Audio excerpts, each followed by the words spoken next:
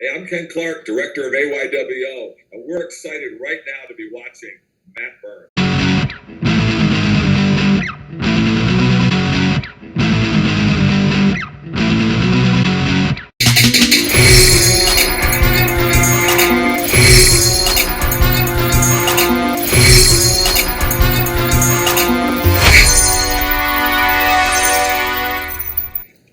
Welcome to Matburn. Today we have the Ken Clark Show, and he's our AYWO director. And asking him questions today on the panel is Jason Lesueur, founder of Clay Youth Wrestling, and Norm Latona, the founder of the Warrior Wrestling Club. And he'll be the spokesman for the USA stuff today, and Ken will be the spokesperson for the AYWO stuff. So Ken, first I'd like to see how you're holding up in the quarantine situation that we have here. Yeah, man, everything's good here in North Alabama. People seem to be listening to the orders that have been put out there. The streets, not a lot of traffic, but at the same point, there's not a lot of wrestling. There's no practices. Schools are closed. So this has really put a dent in our off-season plans. Yeah, our season was going really well up until then, right? Yeah, we had probably a banner season. The other guys that are on the panel here today are largely responsible for a lot of that.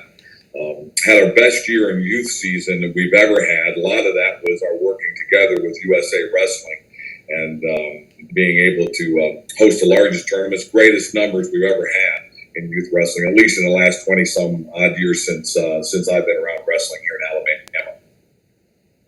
You guys feel free to jump in with any questions you might have. I would be interested in knowing, what do you attribute to the largest numbers we've ever had this year?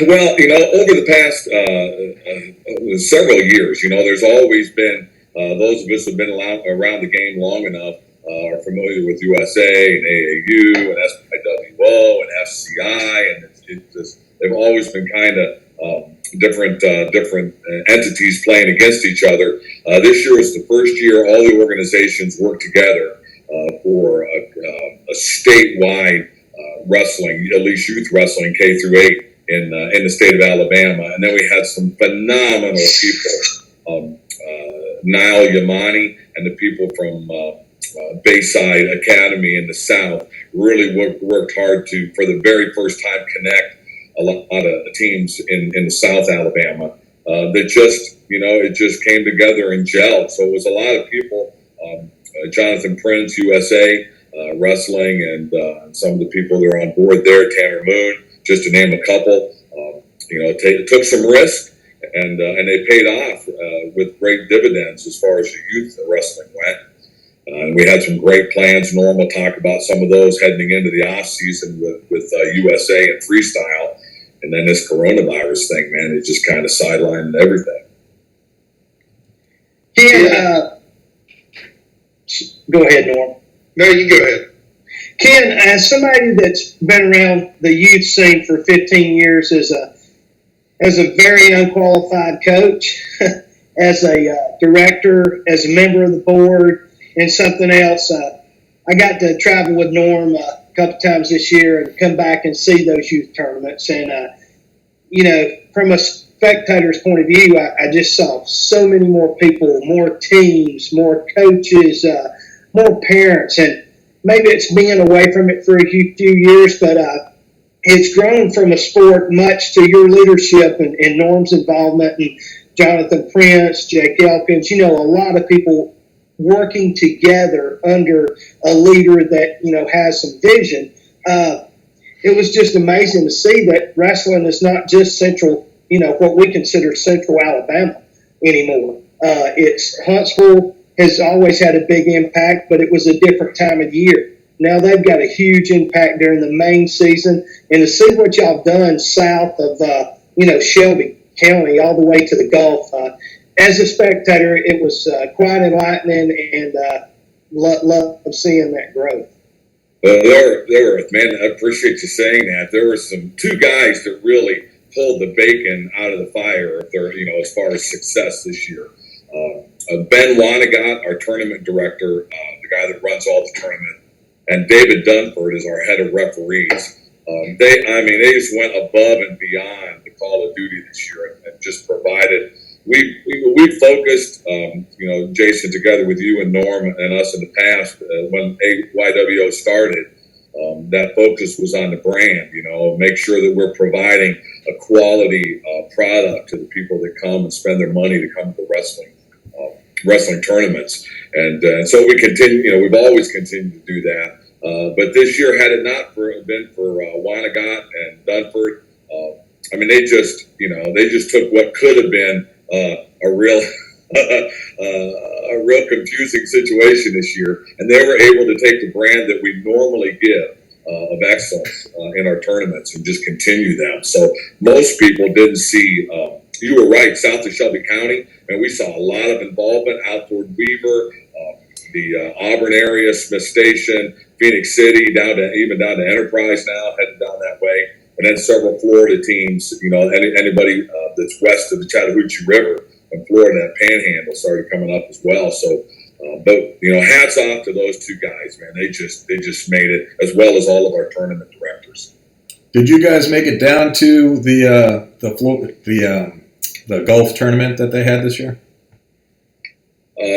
I didn't make it personally. Tulsa Nationals was at the same time, so we were out there in Tulsa. Ben Wanagot and friends were the ones that were down there doing that. We have a really super capable guy down there in Niall Yamani. He came on last year, and his communication and organizational and strategic stuff that he does is just bar none. He's just fantastic. I guess his wife would probably say he's a little OCD, but we need that, down there in the South right now, catching things up and getting them going. So we had several great tournaments down there that closed in on 200, which we were hoping, 75, 80, 100 kids would be fantastic, and we more than doubled that this year. So much so that the venues that we used probably won't supply tournaments next year. We'll have to look for some better tournaments. Did we get some good representation from the northern clubs? From the northern clubs going south? Yeah. Let's say it's a long. It sure is.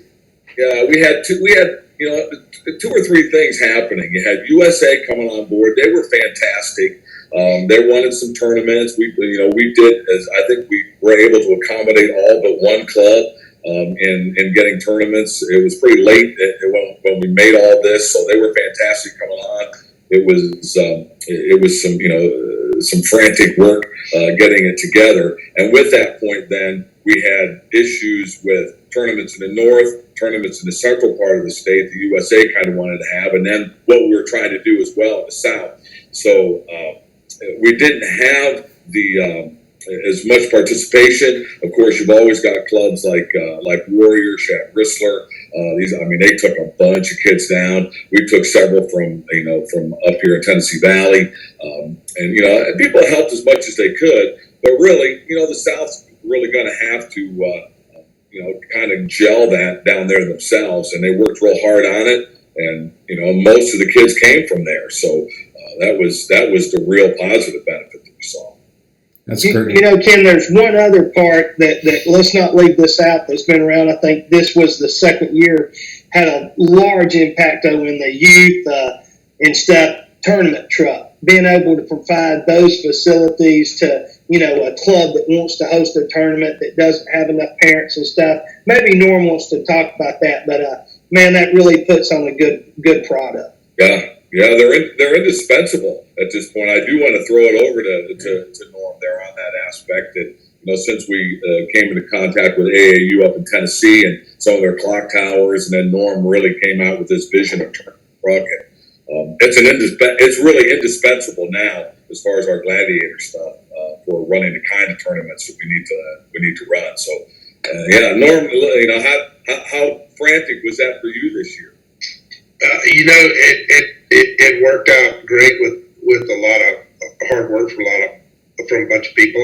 I think the idea that we wanted to improve the product from bottom to top or top to bottom.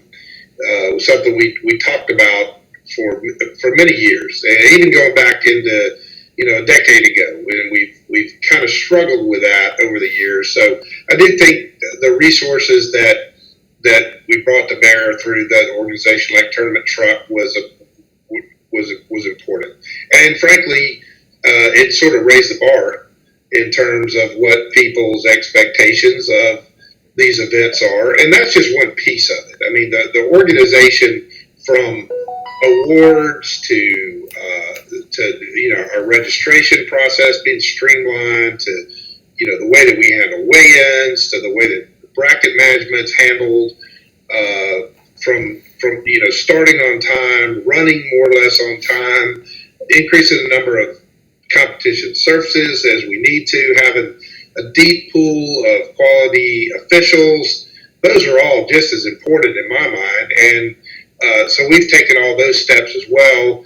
The equipment, the clock towers, the mats, that just was sort of the icing on the cake in my mind. And I think we're finally to a point where people walk in and they're not wowed by it anymore. It's just what they expect, and that's a good thing. Yeah, I would like to have you and Ben come on another show and talk about what it takes to run a tournament and all the features that Tournament Truck offers to make their lives a lot easier. Yeah, and this equipment, and starting with mats, and I've yet to get my mind around why this stuff costs so much money.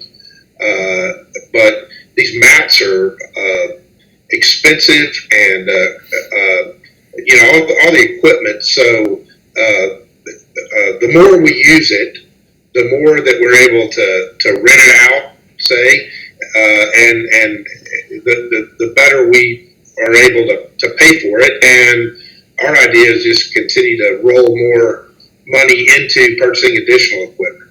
And so, but I think there's no question it's made a difference. People, again, their expectation is changed dramatically to, hey, this is what we expect when we walk in to a youth wrestling tournament. In a lot of cases, it's more organized, and we've all been around our share of high school wrestling in Alabama, not to take a shot, but in most cases, way more organized than middle school and high school wrestling, Yes. Do you foresee high school schools and tournaments taking advantage of Tournament Truck in the future? I would hope so. A handful of them have done so already. JT Gosnell down in South Alabama, now 2 consecutive years, has utilized the services to help with mats and clocks and computers and cameras and things for his big kickoff tournament.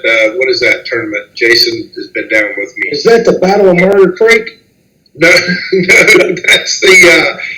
I think they call it the Gulf Coast Clash or something. It's a great event in the Old Mobile Civic Center, and quite honestly, Scott, we've gone out of state with more high school stuff than in state. So, and I'm not quite sure why. And we've even done some collegiate stuff. So I think the future of the concept is bright. The logistics and the cost are things that we have to keep working on. Transportation costs for mats is a challenge. But I do see moving forward programs utilizing at least parts of the Tournament Truck products and services, and or investing in equipment on their own. We went from the old traditional 3-sided clock towers that, say track wrestling, and we've got quite a few of those, to these mirroring computer screen monitors. We basically built them ourselves and ran them at the high school state tournament this year through the HSAA. People loved them. And it's really a simple concept. It's just a matter of putting up computer monitors, just TV monitors, and mirroring what's on the screen. So there's a ton of flexibility and functionality that we can utilize with that approach. play video, we can do advertising, we can promote whatever we want to on the screen in between matches or in between sessions. There's a lot. I think we're going to see this continue to evolve, and as well as the live streaming. People really seem to enjoy being able to tune in and see the kids wrestle for really a very small fee. Probably for a smaller fee than actually going to the tournament. Oh, there's no doubt. Yeah. No doubt about that. Yeah, I never really thought about it in those terms, but I think absolutely. I'm trying to remember what we charged, what the view and this was the high school sectionals and state tournaments were through the National High School Coaches Association, or I'm sorry, the NFHS, National Federation of High Schools, has the postseason contract for AHS AA sports, so it all ran through them. But I want to say it was $12 or $15 to watch the state tournament. Sounds about right. Yeah. All right. So Ken, when you first started AYWO, you were very firm in your vision that this was going to be K through 8, and we're just going to focus on the youth and not get distracted. Outside of that area that you had defined. And it seemed to work pretty well. You took all the money that was raised in the youth season and reinvested it back into the same youth season instead of saving it up for off-season type purposes. Can you explain, how you came up with that idea in the first place and why it worked? Well, some of the things that you've talked about, previously, putting the money back into the youth program. Of course, AYWO is an AAU organization. It doesn't have the same structure. Several of us have also been USA board members for years as well. In some aspects, USA is set up organizationally in ways that fund the organization a little bit better than AAU does. But I'm really, again, not taking a shot at AAU. It's just you have to do it at different stroke there toward different things as far as funding. And but yeah, we wanted to make sure that, hey, let's just focus on K through 8. It's been our belief, Norm and I and Jason. We've shared this vision along with you, Scott. That I think the off season can stand on its own through USA, the high school, the direction there. If it's promoted, if it's highlighted, if the leadership is there. The big thing for AYWO is we just had some tremendous leaders that came on board 5-6 years ago now to create this whole thing. But that K through 8, just with the module there here in Alabama, it's 3 or 4 months during that high school season when the high schools are doing their thing as well. It just to us it just made sense, right? A mirror season right there when the high school is doing it. When it's done, we actually end up a little bit before they do. When the high school season's done, then all guns can then K through 8, everything else can be directed towards USA, and an off season kind of schedule for Freestyle and Greco, and then there's just a few AAU events that take place through the summer. But even them, even those events can really be orchestrated together, dovetail in with USA stuff. What sort of investments did you make back into the youth group?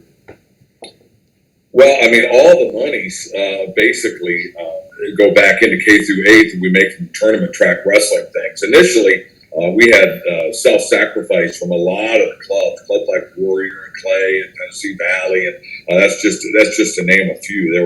It was basically all the founding clubs back 4 or 5 years ago put all of the profits that they would have made as clubs back into the organization to make it fly, and that's really the way that it can still kind of continues to work. People that are hosting a tournament, they'll get funds from track wrestling for hosting that tournament, but they're not making a killing on it any longer. You can't do you can't have the minds. We still have a lot of mindset to where most of these club coaches are just they're great water carriers for the organization, and so they certainly don't make enough money to offset the headache that running a 400 or 500 kid tournament at this point, which is what they're all starting in.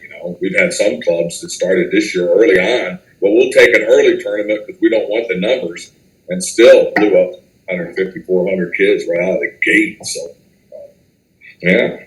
Yeah, one thing that I like to see that we did early on was the awards, the Gladiator Series awards, and then the very first year we had the state tournament, that we had singlets for the finalists, and I think there have been other awards such as backpacks, and it made it really fun for these kids to come in and try and win the different Gladiator awards, and then you also invested money in elementary duels and middle school duels and those sorts of things. I just wanted to make sure people knew all the things that you were doing with that.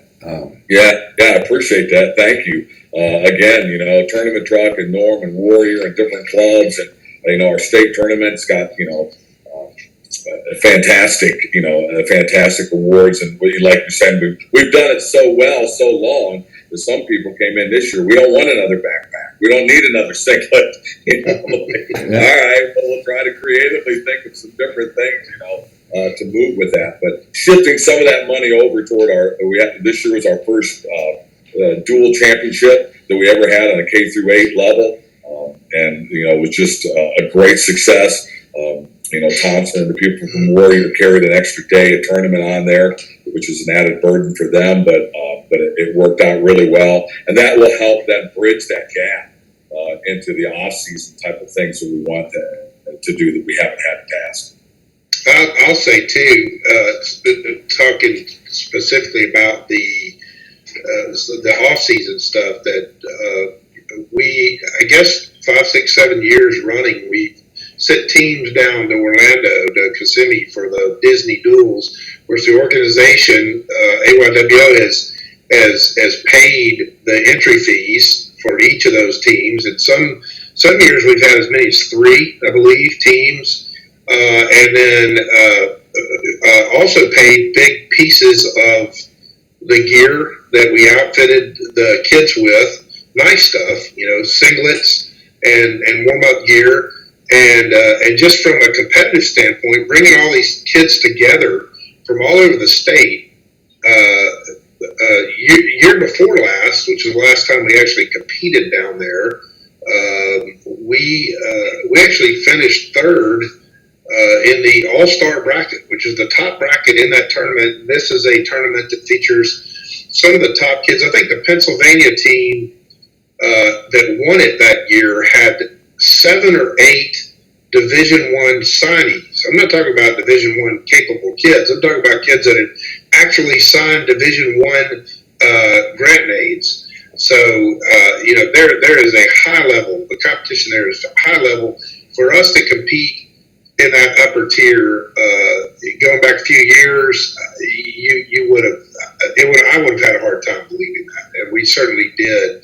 And I think the mission contributed mightily to that, and not just in terms of the funding, which was important, but just the spirit of bringing everyone together, reaching out all across the state, and we continue to enhance those efforts. That will continue to be important. Now we've moved really down into South Alabama. I hear folks occasionally still say, what do I need to do to get involved in our postseason stuff? How do I make these teams? Listen, for me, this is why I'm doing this right now. I mean, I want to say to everybody out there, there is no attempt to in any way be exclude. We are trying to include everyone, and we had some great big plans this summer with the USA Wrestling, the Freestyle and the Greco and Freestyle stuff. It appears that most of that's going to be derailed. Small price to pay compared to folks that are fighting for their lives. So I don't mean to make light, but it's disappointing. But I think we'll move forward with those eventually. And again, want to include everyone out there. I think when we started AYWO, that was one of our principles, is to make sure that any rule that we instituted was not going to restrict somebody from participating. And that's why there were so very few rules set up in the beginning. And I have been to the Disney Duels, and I know that one year I helped organize it, and we never said to any kid that he couldn't go. We always created another team. Jason, did you ever get to go down to the Disney Duels at all? Dylan got to participate a couple years, but no, I never got to go. I think the duels are a fantastic idea because you get 10 to 12 guaranteed matches. Whereas, if you go to Fargo, you can go 0-2. I never really understood why we never took advantage of the cadet duels and the junior duels as an alternative to Fargo.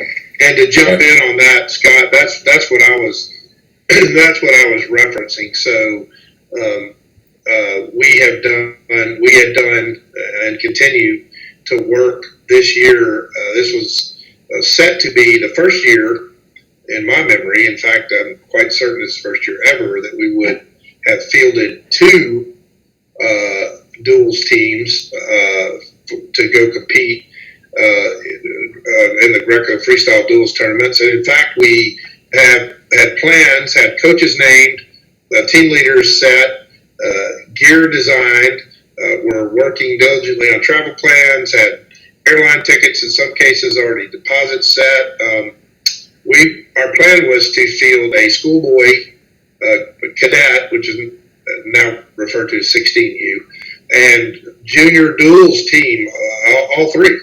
And that would have meant sending teams to Illinois, to Oklahoma City, and my mind's blank now where the other event was. But that was the goal, along with some formal referee training, because one of the requisites to send those teams has always been, with USA Wrestling, you send an official with them, and the states populate the referee pool at these events.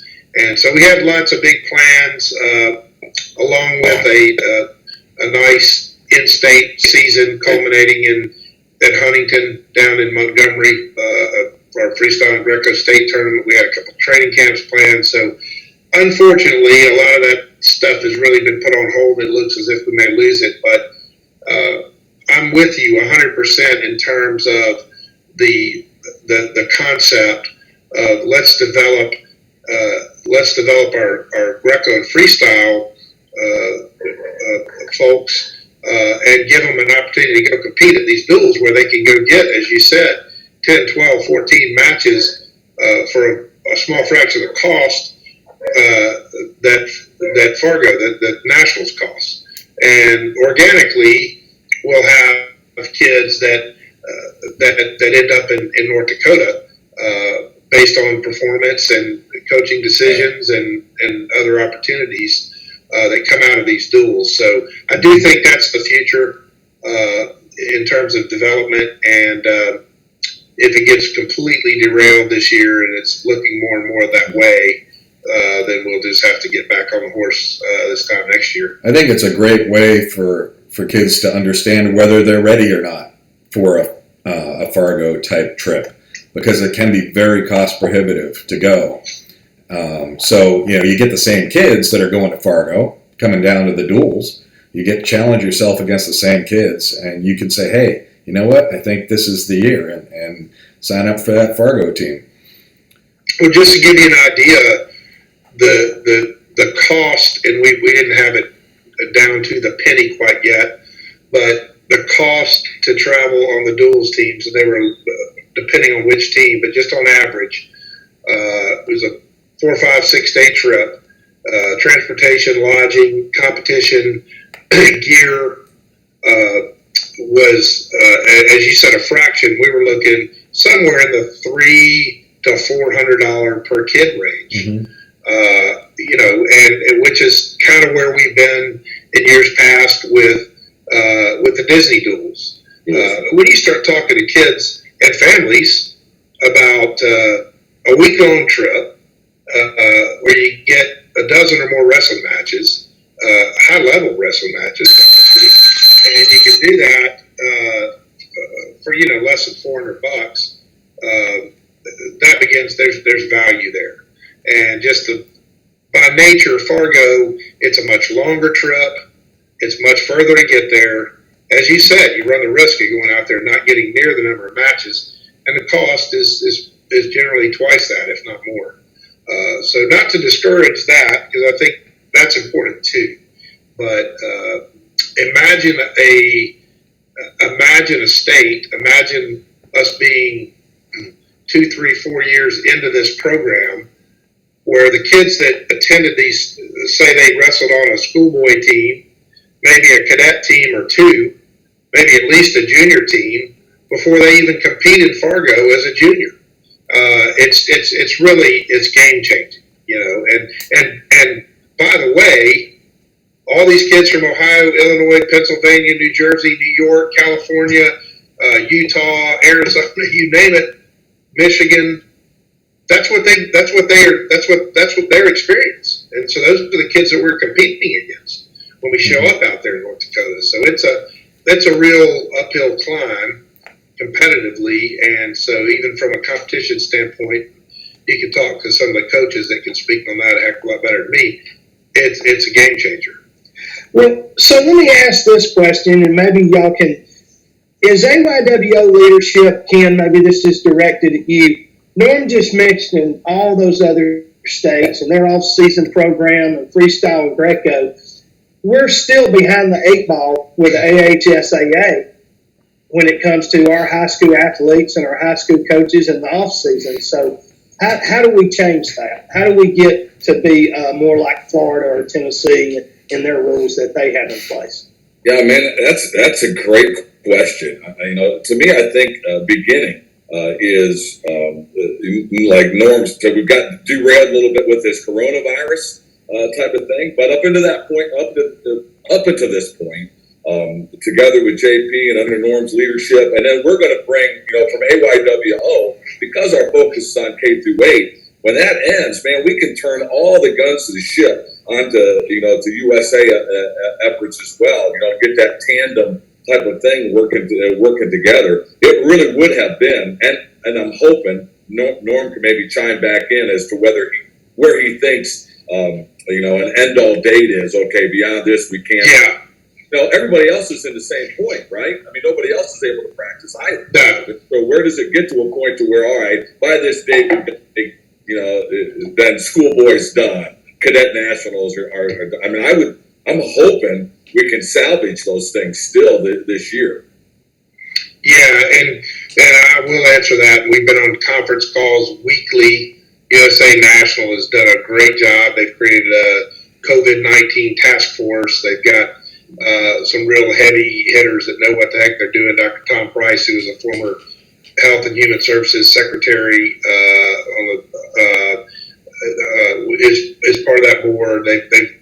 But before I answer that, Ken, I do want to say this in response to your comment about kind of moving out of AYWO K through 8 and into the off season, the Greco freestyle stuff. I want to make the point, and we don't have to get into details, and you can if you want, but AYWO made a massive commitment to what we did in terms of bringing the groups together, and here recently put their money where their mouth is in terms of that recent commitment, and stroked a sizable check to the Team Alabama USA Wrestling organization, and it was on the backs of the kids that competed at the youth level in hopes that those funds, and certainly the intent is there or was there if we didn't get derailed, to pour those dollars that AYWO contributed to Team Alabama straight into these kids. That's in part how we were planning to bring in officials to train our young referees in freestyle Greco mechanics and help subsidize or lower the cost of participating in some of these duels events. But yeah, on these conference calls, Ken, to answer your question directly, they have yet to set a drop dead date. Okay, the position at USA Wrestling at this point is this is no time for us to be a hero, to be heroes in any manner. They're completely on board. In fact, have shut down all events. There are no sanctioned USA Wrestling events any longer.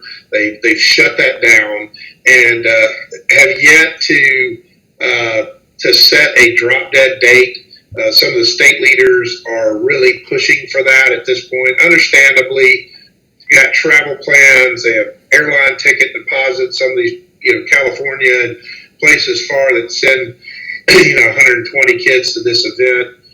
North Dakota, for example, and even the Duels. So my guess is that as we move toward the end of April, there'll be some concrete decisions made. I hate to even speculate a lot. It certainly seems, reading between the lines, that the regional events, Southeast regionals, and all of the regionals are really in danger of being canceled entirely. The Duels are 2 months away. I think there's still some hope of salvaging those. There's not a lot of flexibility in terms of moving Fargo. That's been shared. North Dakota State hosts that event. It's during the off season, during their summer break. All the dorms, the cafeteria, not to mention the Fargo Dome itself, are key to making that event work. So, it doesn't look good. But the message that has been shared from the top down, USA Wrestling, is that, like I said, it's not a time for wrestling. We want to be leaders, but we certainly don't want to get out in front of this. We need to be safe and follow kind of the guidelines that are being set by the folks that have our best interests at heart. Just a little off topic is I assume the crawfish boil will have to be rescheduled. Yeah, I was talking to somebody the other day about that, Scott. That's pretty heartbreaking for those of us that like to go eat 5 or 10 or 100 pounds of crawfish on a spring Saturday afternoon. I would think so. That thing has been scheduled for the 9th of May, and it sure doesn't look good. We're a month away. I tell you what, if you can host that thing a week after this quarantine, it might be the biggest one ever. It might be. All right, Ken, I've got a little segment with you. We're going to put you on rapid fire, okay? All right, so the people out there can get to know you a little better. I'm going to ask you a question. I want the first thing comes off your mind. Ready? All right, Hank Williams Jr. or Kenny G? Hank Williams Jr. Briefs or boxers? Boxers. Cauliflower or Brussels sprouts? Always. That's a cauliflower. See, that was a trick question. Beach or the mountains? Mountains. And lobster or steak? If you're cooking, it's steak. All right. Yeah, Go ahead, Scott. Jason's hospitality rooms are legendary, aren't they? Yeah. No, I learned from Warrior Wrestling Club. Nobody likes finishing second. We'll go back 12 years. I'm taking some new parents in a pretty young club to a tournament. We get out there and it's so well done. And then we got to go in the hospitality room and all my coaches were like, man, I don't eat this good at home. And I was like, shh, don't tell your wife that. So then when we hosted a tournament, all the coaches called their wives out. It's like, hey, we got to do better than them. I don't think we ever got to that level, but, that's part of this sport that the friendships you make, the meals that you share, the thousands of miles that you're traveling one of Norm's vehicles. I mean, it brings everybody together. Well, now you're a little bit making light of that. No, those hospitality rooms we're kind of laughing about it, but honestly, and again, getting back to Ken and I have had these conversations time after time. Those things matter, I mean, and part of putting on a quality event are things like hospitality rooms. It's creating a standard, an expectation, and meeting it, with consistency. It's important. And just like awards, when I listen, it's not about the medal that goes around their neck, but that stuff's important. It's important to kids. It's important to mom and dad.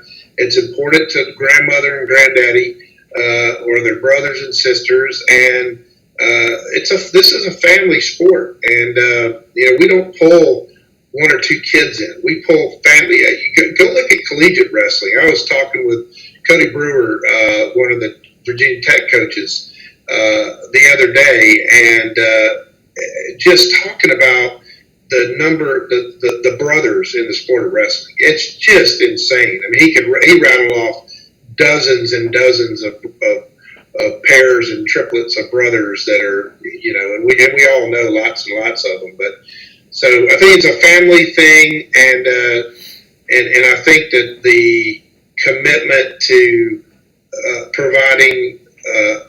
promoting a positive experience is really, really important.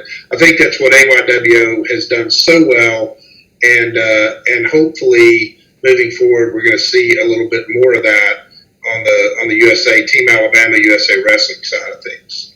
So just I had asked that question. Connecting it to AHSAA, and Jason, just real quick, I think our brand for AYWO is great at this point. The leadership has made it such. Norm's moving to USA, and providing leadership there, and infrastructure that can help, would be the next big component. The gear in the works to really get statewide wrestling across the board goes. I think that's necessary. What we're seeing right now is more off-season clubs, even with youth. Places like Fort Payne, ARAB, places that, in the past have just been, okay, we do wrestling when it comes back around. Well, the brand from AYWO is produced at a quality enough of a kid that people are recognizing, if I'm going to hang, I can no longer do this. If they got the Chad Risslers and the Jake Elkins, and we're going to have an off-season club to hang with that as well. So having that already, USA coming on board now with the infrastructure that for these cadet national schoolboy teams, having them be the qualifiers for either siphoning people off to an AAU, freestyle event, or if the kids are good enough, we certainly want them to be going to Fargo and really starting to see an impact with Fargo. I think that's got to happen. That's one. Right? One thing's got to happen is that good quality leadership infrastructure that we've got. It's in place now at this point. We just need to have the opportunity to see it happen. And then the second thing is for middle school. And now in the Birmingham area, it seems like it's okay. But on either end of the state, the middle school program is a problem. And the first people to fix that, are really going to be, in my estimation, that's the connector that gets the high schooler coaches, which they're really kind of hard to nail down. It's like nailing jello to a wall. Can we get your help on this? It's in their vested interest, and yet it seems so hard to get that line of communication going. So in those two things, I think when USA comes on in the off season and you start seeing these kids really, the track is really going to take off as far as the difference between an off-season kid who's trained in Freestyle and Greco that came up through the youth leagues. I don't think there's going to be, we can name the kids that we know that have come up through the youth leagues, but I think we're going to see that go on steroids in the next couple of years. If we can get this USA component in the off-season really clicking and bring all guns to bear on that, and then we fix that middle school issue, that at this point in time, they're just kind of like, in my estimation, coaches just look at them as, hey, that's another registration fee coming into my wrestling program. They don't get developed in the way that they need to. And so as a result, our kids coming out of the K-8 program, they're getting sucked into the high school program as a 103-pounder, the 120-pounder. They're the James Latonas, the Boone Clarks, the Dylan Lesseurs. They're the best. They're the best kid on the team. They're one of the best wrestlers on the team in 7th and 8th grade. But it's not helping that wrestler. So that middle school component's got to be addressed as well. Those are my vision components in the next few years. I think when that happens, now that South Alabama is really coming alive, and every school down there in Baldwin County now that's got a high school wrestling program, as that develops and we're able to solve this middle school issue, then high school coaches, I think two things will change. Number one, it gets their attention. And number two, I think the type of high school coach that we're going to have in 10 years, to where it was people, like soccer or tennis, it was guys that may be doing something else. I think in 7 to 10 years, I think high schools are going to be hiring high school coaches who have a depth of knowledge in the sport, have wrestled before, have coached at different levels, and I'm sitting here nodding my head till I'm dizzy. There's a lot of wisdom in those words, Ken. I couldn't agree with you more. And I'll say this, and this lifts my spirits. USA Team Alabama essentially relinquished their youth season this year, and so there was a short-term loss, if you want to look at it that way, in terms of memberships and brand development and participation, obviously, as we went through the youth season. But as we sit right now, there are more Team Alabama USA Wrestling sanctioned clubs in our state today than there were this time last year or this time 2 years ago. And what that says to me is, at a grassroots level, we are seeing that development. I had the pleasure years ago with Shad Rissler, who's from New York, and knew Al Bevilacqua very well. His father knew Mr. Bevilacqua even better. Mr. Bevilacqua was integral, if not primary, in starting Beat the Streets, which we all know about now. And but years ago, I remember having a long phone conversation with Mr. Bevilacqua, and his message was this. And these guys were generating tons of interest and in some cases tons of money and support. But when he was talking to us down here in Alabama, he said, "Guys, I don't have any magic answer for you. I don't have any playbook for you to follow necessarily. I don't have a magic pill for you to take. Those of us that love wrestling and just have to roll up our sleeves and go to work and go figure out how to do it, because it's different in every state." And I think Jeffrey Bostani now has established a Beat the Streets program down here in the state of Alabama, which is wonderful. But really, my point was not about Beat the Streets, just about grassroots development of wrestling, and that's what's going to get this done. It's more people involved at a greater level, and all of us have been frustrated at times. But not to get on a sour subject, but folks that have some sort of entitlement or want to know why this isn't happening or why that's not happening. Why don't we do this with wrestling? Love to point out the problems or challenges, but the truth is, those are tough questions to answer. And my response, or I want to say, hey, I don't know, but we could sure use your help in solving that problem. And we need more and more of that. I think that's what you're speaking to, Ken, in terms of bringing more people who care about wrestling, love wrestling, understand that wrestling culture that Jake Elkins likes to talk a lot about, that I like to talk a lot about and think a lot about. And there is a big, big difference. There's a mountain, and we're down here on the valley floor in terms of the difference between in wrestling culture in Pennsylvania and Alabama. Right? So we've got a lot of altitude to gain to get there. Yeah, but one thing that made a huge difference, and people have wanted this for years and years, is why can't we bring both organizations back together? And that finally happened this year. USA combined with us for the youth season, and then the off-season Freestyle and Greco will be run by USA, and now we're a partnership, and all the division and the bad feelings seem to have gone. It feels like we're very united and on the same page. Well, when you're putting out a great product, people don't get, they're not upset. And so, you used the word partnership, man. What a great word. I don't know that we're throwing enough accolades over to Scott Allen Wade.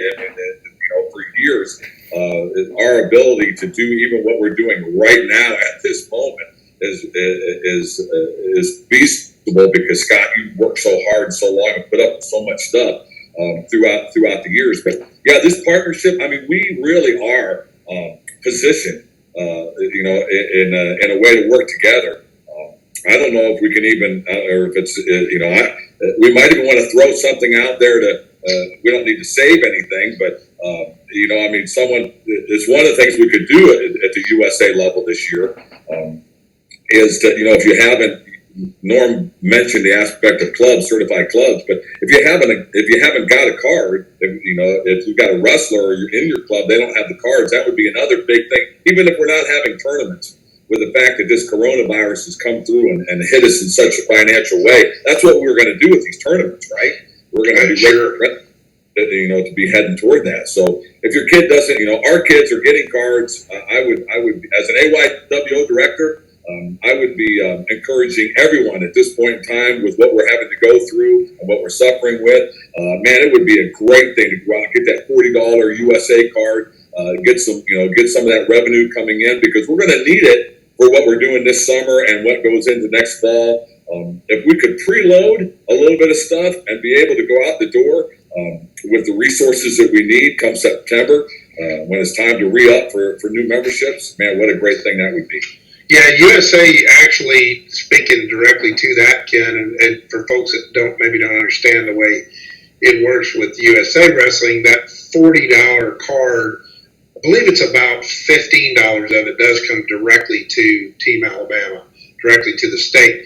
USA Wrestling is working, they're very aware, obviously, that they're not delivering value or product or service for their membership with all the tournaments being canceled. Certainly not their fault, but they're aware of it, and so they're working on some different ideas to deliver value even though they're not delivering these tournaments right now. And I won't get into details about that. They have some ideas, and there are other things that they're, in fact, encouraging people go to the mat.com, which is the USA Wrestling website, and there's a lot of value there.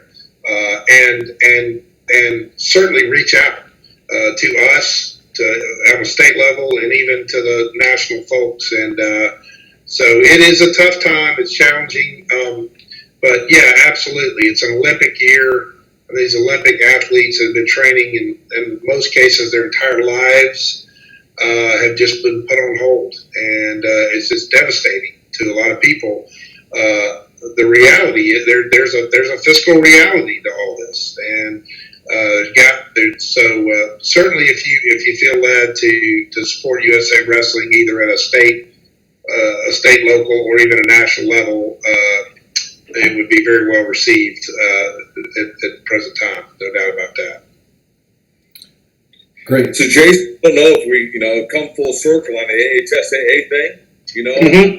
I think it's several years out still, that attention-getting thing. Although I'm not even sure they recognize how much we help them right now. We basically, we provide everything that they need from, as far as equipment and clocks and everything for sectionals and the state tournament.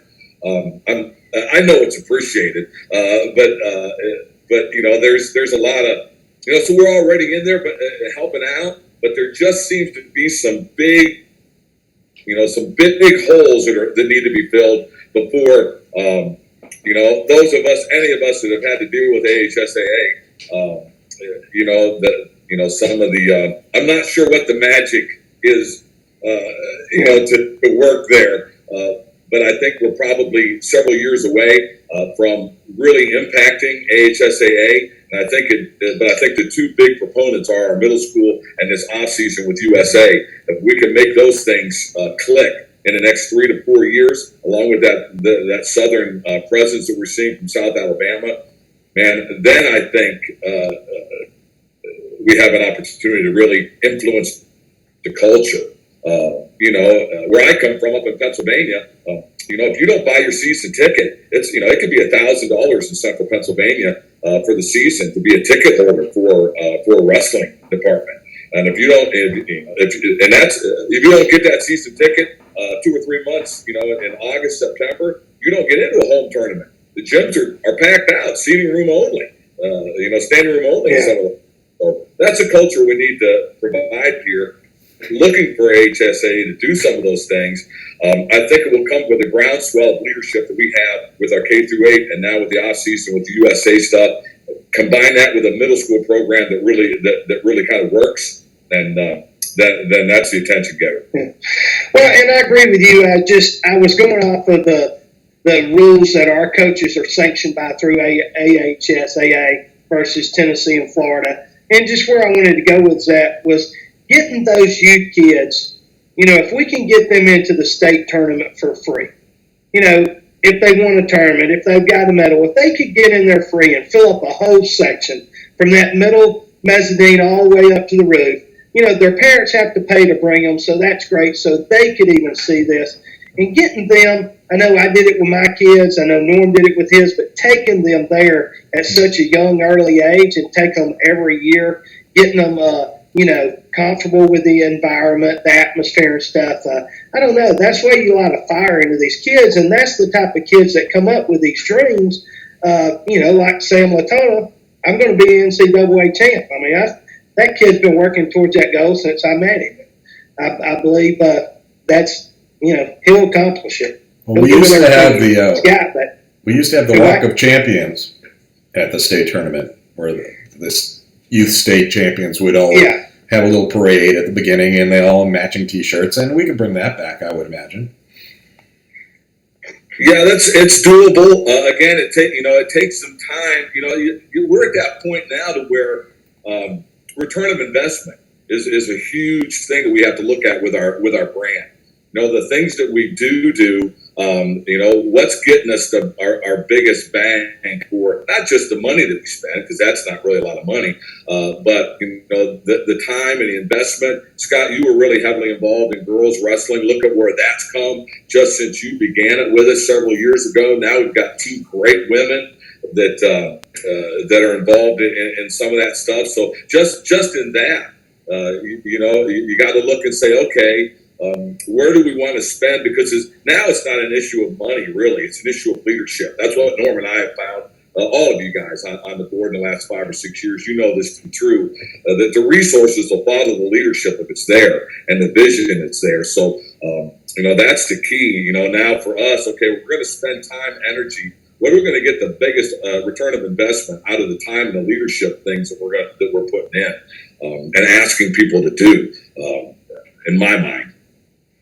All right.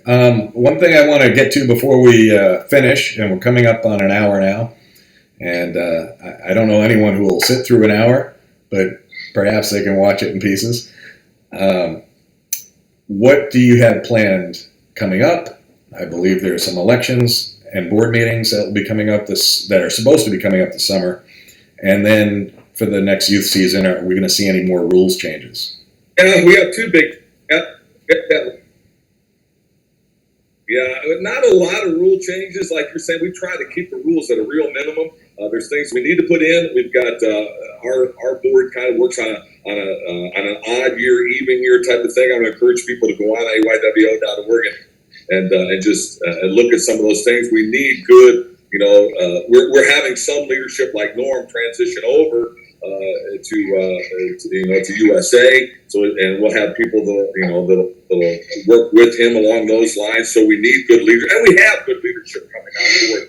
That'll be September when we make that. Before then, we've got to make some. The biggest things are what we're going to do as far as our numbers expanded so much that we've got to add another region this year, a 4th region to things, and we want to make tournaments available to people that want them, but yet again, we got that return of investment type of things. At this point in time, people that want tournaments got to be able to have the facility and the wherewithal to host them. One of the things the tournament truck has inadvertently caused, it wasn't tournament truck's problem, but just using tournament truck, the brand, they do their job so well that the tournament host, the tournament director, which is vital to the program as well, has been kind of lost in the sauce type of thing. And any of the problems that we did run into this year, that was some of the stuff that we ran into. People coming to tournament truck or Ben and saying, "Hey, what about this? What about that? Where are the bathrooms? Where do I find this?" And, Ben's like, "Oh, I'm just running a tournament here. There needs to be a director somewhere. Find him that can provide that." So we've got a couple key issues with that to follow up. Just to discuss how things went, what we could do better. It's what we do every year. This COVID thing has kind of thrown a little bit of a wrench in our getting together. But assigning regions, getting a schedule. We've got a schedule almost ready to go out right now. Not a schedule, but dates that we want to fill in to clubs so they can look and start filling those things in, and get our strategy for that together. And then midsummer we'll start talking about elections and who needs to replace us, and we do need replaced. We're kind of long in the tooth to be doing this kind of stuff right now, so a good vested leadership needs to come on. Those are the two big things between here and September for us. So any club that wants to get on your schedule should contact you fairly soon, I would imagine. Yeah, we'll be sending a blitz out. Thanks. We'll be sending a blitz out to all the clubs that were here this year with the potential. It'll just be a potential proposed schedule, and just say, "Hey, man, if you just tournaments that you're interested in,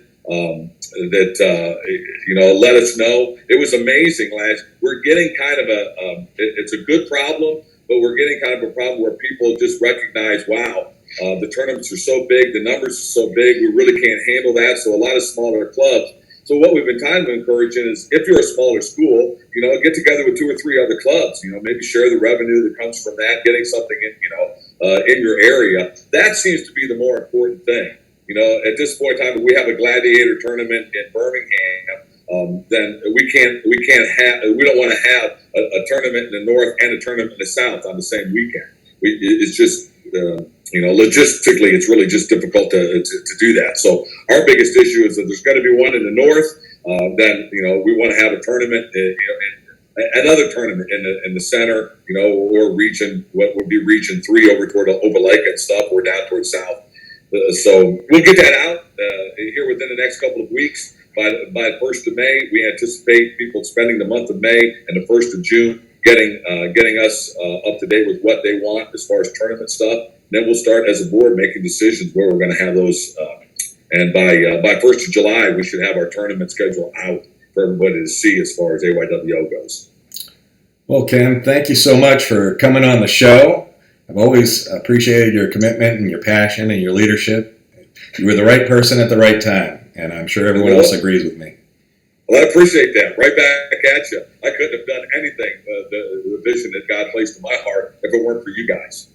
That's the reality of it all. So this means you'll be coming back onto the show.